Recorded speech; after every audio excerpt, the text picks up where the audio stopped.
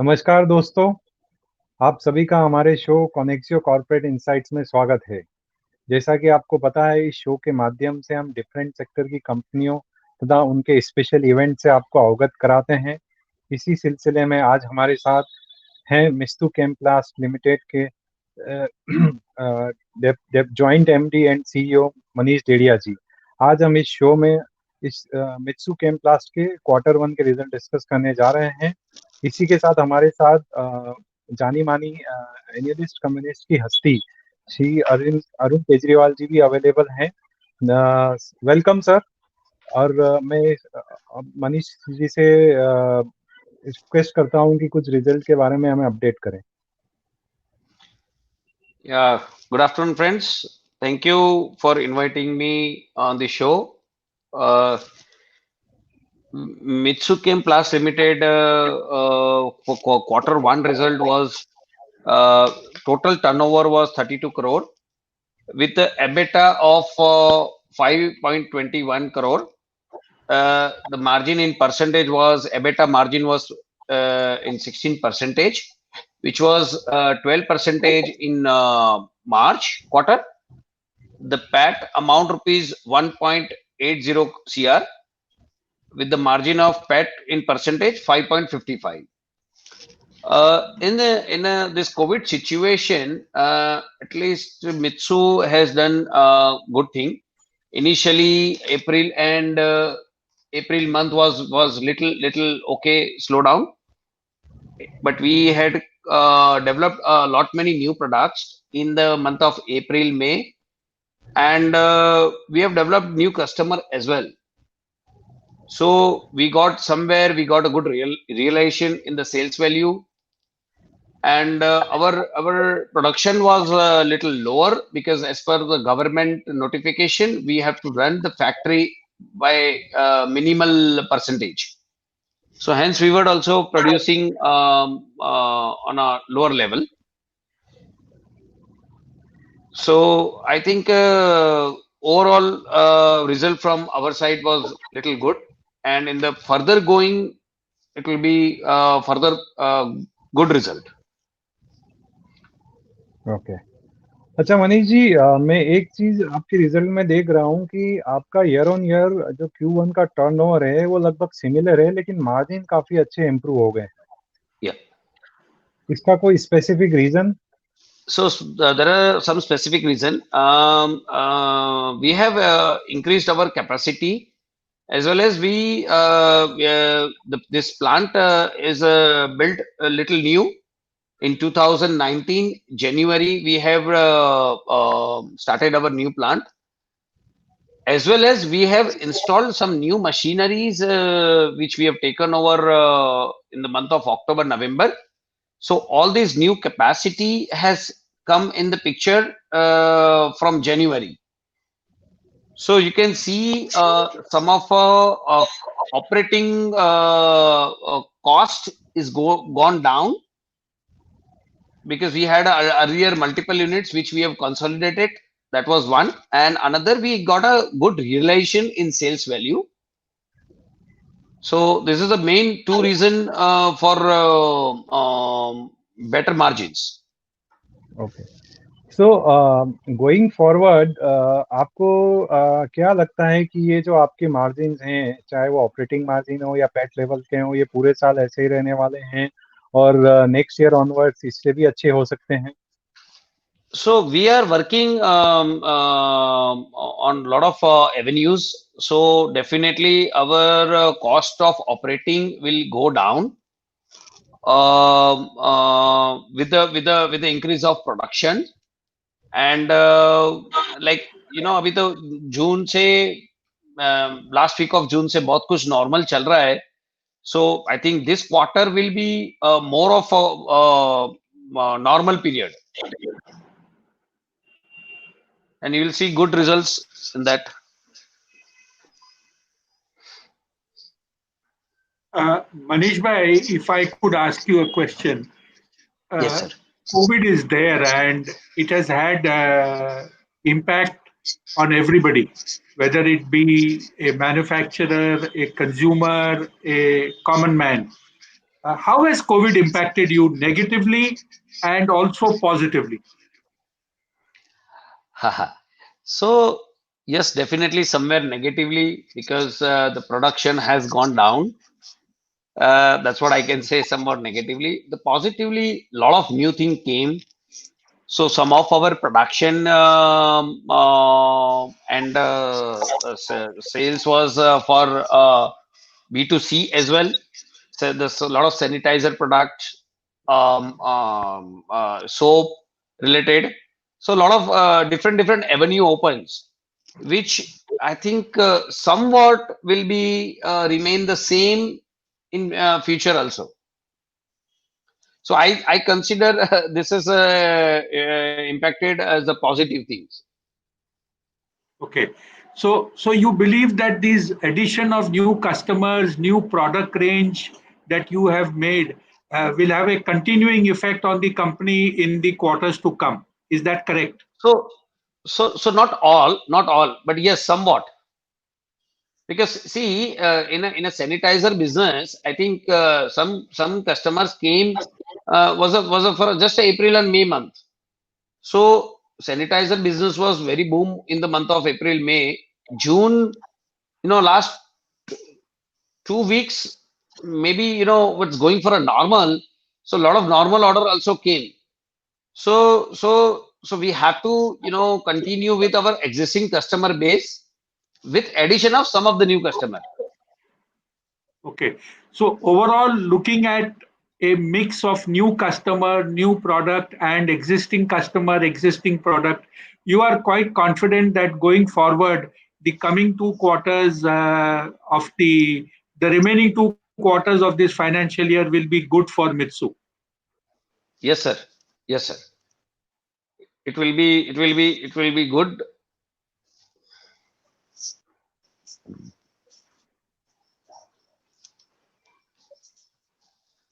So it will be like overall our performance also will be on a the production wise also we'll have a in the last quarter it was average was okay, around I can say around 56 percentage.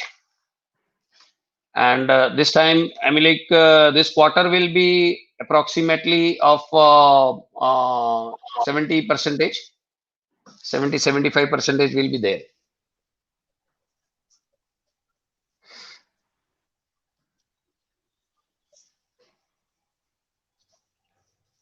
So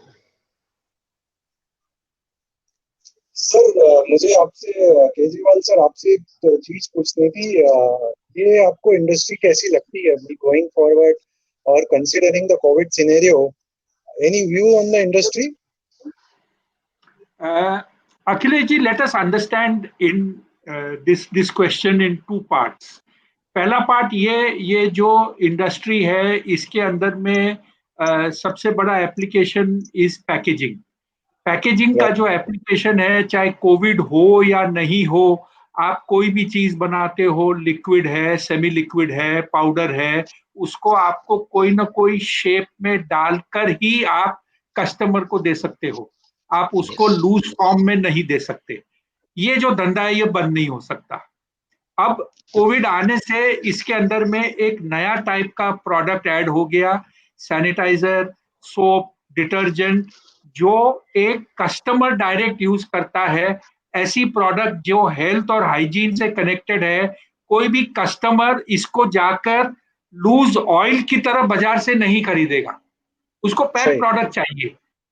तो इसमें जो requirement है packing की वो और बढ़ गई है। और मेरे ख्याल से ये जो एक अपॉर्चुनिटी है, ये हो सकता है आगे जाके थोड़ा कम हो जाए, लेकिन जो नई प्रोडक्ट ऐड हुई है, ये हेल्थ हाइजीन की चीज खत्म नहीं हो सकती, क्योंकि किसी को भी ये पता नहीं है कि ये कोविड अगर मान लीजिए 6 महीने बाद कंट्रोल में भी आ गया और रुक भी गया, तो ये वापस नहीं आ सकता। तो मेरे ख्याल से ये एक नया अपॉर्चुनिटी और एवेन्यू पैकेजिंग इंडस्ट्री के लिए खुल गया है। और plastic packaging is the most convenient form of packaging for such products. ये तो हो गया एक जो बड़ी अपॉर्चुनिटी आपको इस पैकेजिंग इंडस्ट्री से मिली है। दूसरा, अगर आप देखें कि जो ये एक प्लास्टिक बैन की जो अपन बार बार बात करते हैं, इसके अंदर में वो फिल्म, प्लास्टिक फिल्म की प्रॉब्लम है, बट यहाँ पर इनके धंधे में कहीं पे भी फिल्म की टेक्नोलॉजी यूज नहीं है। ये जो बनाते हैं, ये जो बनाते हैं containers in various size, shape, quantity, जो अंदर जो मटेरियल होता है, ये अलग अलग एप्लीकेशन के लिए यूज होता है। तो ये इंडस्ट्री का एक अच्छा खासा ग्रोथ दिखता है। दूसरा, अगर आप इसमें बात करें कि इसके अलावा इसके एप्लीकेशंस क्या हैं, मेरे ख्याल से ये जो एक हॉस्पिटल बेड का जो एक एप्लीकेशन है, ये एक काफी इंटरेस्टिंग प्रोडक्ट है। हॉस्पिटल बेड में 3 चीजें खास ध्यान में रखनी चाहिए। एक, हॉस्पिटल बेड में सेफ्टी, हेल्थ, कंटेमिनेशन, ये सब जो चीजें हैं ये बहुत ज्यादा इंपॉर्टेंट है। तो जो कन्वेंशनल बेड होते थे, जो आपके मेटल के बनते थे, उसके अंदर में रस्ट लगता था, रस्ट लगने से उसके अंदर में इन्फेक्शन होने का पूरा डर लगता था। प्लास्टिक के ऊपर में आप कितना भी पानी डालो, कितना भी आप लिक्विड डालो, कोई फर्क नहीं पड़ता। तो उसको मेंटेन करना, उसकी हाइजीन रखने के लिए हॉस्पिटल में जो बहुत ज्यादा इंपॉर्टेंट है, ये सब चीज में काफी एडवांटेज मिलता है। तो ये एक एप्लीकेशन ऐसा है जिसके अंदर में मेरे ख्याल से ग्रोथ अनलिमिटेड है। बनाने वाला चाहिए, माल बिकेगा। और जैसे जैसे लोगों को इसके बारे में, एडवांटेज के बारे में मालूम पड़ेगा, ये ग्रोथ और बढ़ती जाएगी, डिमांड फॉर सच प्रोडक्ट और बढ़ेगा। रहा सा जो चाइना फैक्टर है, वो भी इस इंडस्ट्री के लिए एक बहुत बड़ा पॉजिटिव है।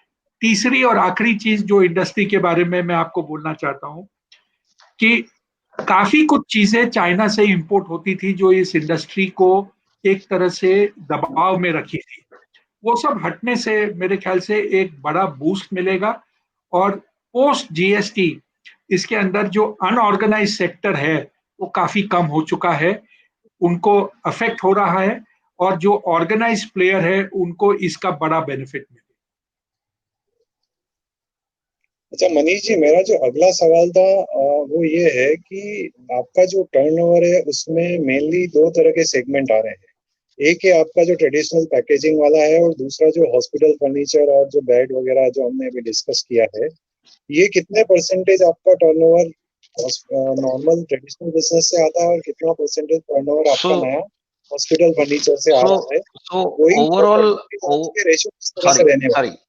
sorry last I missed it. Ratio भी किस तरह से रहने वाला है? Okay, see, overall we have a 4 segment: containers, hospital furniture parts, auto parts and other. अभी कंटेनर में हमने ये जो Q1 में अराउंड 88% बिजनेस किया, फर्नीचर पार्ट्स में अराउंड 11% हमने किया, और बाकी का जो बैलेंस ऑटो पार्ट्स में अराउंड 0.5% था, because auto was not doing very well in the last quarter, and others में ये टाइम बहुत कम आइटम था। So further going, we are planning to increase some of a percentage in the furniture parts. तो आप दोनों में growth देखेंगे, फर्नीचर पार्ट में भी ग्रोथ देखेंगे, ऑटो सेक्टर भी ऐसा लग रहा है कि ये क्वार्टर से थोड़ा सा चालू हो रहा है, तो पता चलेगा अभी नेक्स्ट क्वार्टर में क्या हो रहा है। But majorly we are looking for furniture parts on a increasing level. So sir, मैं ये एक्सपेक्ट कर सकता हूँ कि ये जो 11% आपने इस क्वार्टर में किया है, ये जाके 15 या 18% पूरे साल के अंत तक हो सकता है? We'll try for 15%, which is our this quarter का हमारा थोड़ा सा टारगेट भी है, 15% तक हम लोग करेंगे। This is our target. So and we'll slow we will grow on this. इसमें आप कुछ थोड़ा मार्जिन डिफरेंस बता सकते हैं कि जो आपका कंटेनर बिजनेस है उसमें क्या मार्जिन आप एक्सपेक्ट कर रहे हैं, और जो आपका ये जो वैल्यू एडेड प्रोडक्ट नया जो हॉस्पिटल फर्नीचर वाला है उसमें आपका मार्जिन एक्सपेक्ट करते हैं? Yeah, so basically difference of around 10% जैसा मार्जिन होता है between container and furniture parts के बीच में।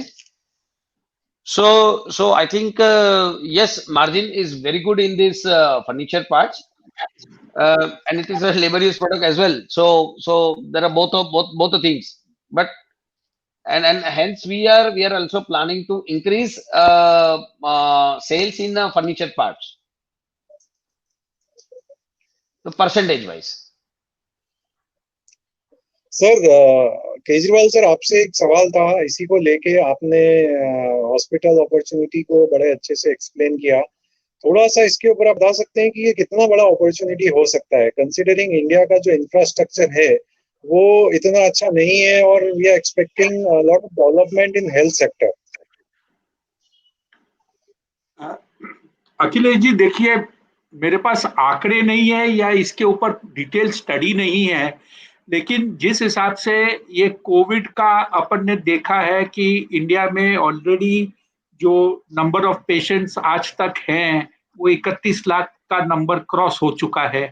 अगर आप इसी का एक रेशो निकालने की चेष्टा करें कि भाई आपको कितने बेड चाहिए, कितनी आपको तैयारी करनी चाहिए, तो ये मेरे ख्याल से इजीली 5-10 हजार करोड़ रुपए की इंडस्ट्री होनी चाहिए जहां तक हॉस्पिटल बेड का सवाल है। बट इसमें एक ध्यान रखिए, ये इसके अंदर में रिप्लेसमेंट मार्केट इतना बड़ा नहीं होगा अगले 5-7 साल में। ये सब इनिशियल मार्केट होगा। जब ये एक बार बेड लग जाएंगे तो इनकी जो लाइफ होगी वो इजीली 15 से 20 साल की लाइफ हो सकती है। तो आपको ये इनिशियल एक इंफ्रास्ट्रक्चर क्रिएट करने के लिए ही एक मार्केट है। फिर आपको इसके अंदर में एडिशनल प्रोडक्ट्स डेवलप करने पड़ेंगे जिससे कि ये मार्केट ग्रो करता जाए। लेकिन ये 10 साल के लिए भी मेरे ख्याल से जितनी फैक्ट्रियां हैं वो काफी नहीं होगी इनको सप्लाई करने के लिए। आपको एडिशनल कैपेसिटी चाहिएगी। तो ये जो अपॉर्चुनिटी है वो इतनी बड़ी है, अगर आप मेरा बात समझे तो। Dedia ji, do you agree with me? Yes, I agree with you. And just for a replacement market, it is a 7 to 10 years. But yes, as you were said, you said very correctly. The figures are rightly this thing. And जो ये भी cross border tension भी आ रहा है, because basically we are more competing with China in this particular product. So definitely India will have a good benefit in this. सो मनीष जी, ये साल के लिए जो आपका टॉप लाइन ग्रोथ है और जो प्रॉफिट ग्रोथ है उसके लिए आप कुछ प्रोजेक्शंस बता सकते हैं परसेंटेज वाइज, कुछ आपका एक्सपेक्टेशन? या सो टॉप लाइन में we can say it will be around 30% growth. That is the minimum we are expecting, considering this COVID situation as well. And profit level, any in considering the improved margins? Yeah, improved with the improved margin. So the PAT margin we expect around 6 to 7% with a better EBITDA. Obviously, when you are improving your EBITDA, then only it's going to yeah. Definitely, sir. Sir, मेरा आखिरी सवाल केजरीवाल जी से है। Sir, considering all this fact as we discuss about industry and figures and the growth prospect, sir आपको क्या लगता है ये कंपनी के बारे में? या अखिलेश जी, इस कंपनी के बारे में I would like to summarize by saying कि देखिए, कंपनी के पास में इंफ्रास्ट्रक्चर कैपेसिटी पूरी की पूरी है, order flow, visibility, new products, value add products सब है। The key now is to deliver. इनकी जो कैपेसिटी है रफली 1600 टन पर मंथ की कैपेसिटी है। इन्होंने कोविड के जो पीरियड थी उसके अंदर में ये कैपेसिटी यूटिलाइजेशन इनके पास में जगह है ग्रो करने के लिए। जो अपन ने देखा है, जिस हिसाब से ऑर्डर फ्लो आया है, टॉप लाइन आया है कि ये क्वार्टर में टॉप लाइन गिरा है लेकिन प्रॉफिटेबिलिटी काफी शार्पली इंप्रूव हुई है। तो आगे जाते हुए जैसे जैसे इसकी टॉप लाइन ग्रो करेगी, मार्जिन में इंप्रूवमेंट आएगा। ये साल के एंड तक 180 करोड़ रुपए की टॉप लाइन कम से कम और 200 करोड़ के जो बोलते हैं हायर टारगेट अगर अपन मान के चलें, इस रेंज में 180 से 200 के बीच में मेरा अंदाजा है कि ये कंपनी की टॉप लाइन आनी चाहिए।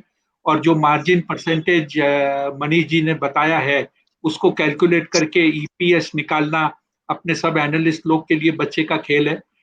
ये देखते हुए अपॉर्चुनिटी जो है वो ग्रोथ, डिलीवरी और एग्जीक्यूशन के ऊपर है। ये कंपनी को वॉच लिस्ट पे रखना चाहिए कि ये कैसे करती है आने वाले 2 क्वार्टर में। उसके बाद में एक क्लियर कट अपॉर्चुनिटी इन्वेस्टर को, निवेशक को मिलेगी। और ये ध्यान में रखना चाहिए कि ये एसएमई प्लेटफॉर्म से मेन बोर्ड पे आई है, तो इसको बड़ी कंपनियों से कंपेयर करके, उसके टॉप लाइन से कंपेयर करके एक इसको बोलते हैं अनजस्ट एटीट्यूड नहीं रखना चाहिए। धन्यवाद मनीष जी एंड अरुण जी, आप दोनों का बहुत बहुत धन्यवाद हमारे साथ जुड़ने के लिए है। हम आशा करते हैं कि हमारे इस शो के माध्यम से उपयोगी जानकारी हमारे दर्शकों को मिली होगी और इससे उनका मार्गदर्शन होगा, उनका ज्ञानवर्धन होगा। इसी के साथ हम आज आपसे विदा लेते हैं और उम्मीद है कि आज हमारा शो आपको पसंद आया होगा। अगली बार फिर से हम नई कंपनी, नई इवेंट के साथ जल्द आपसे दोबारा मिलेंगे। एक बार फिर से धन्यवाद मनीष जी को और अरुण जी को। Thank you very much. Thank you very much, Thank you. Arun ji. Thank you, Akhilesh ji.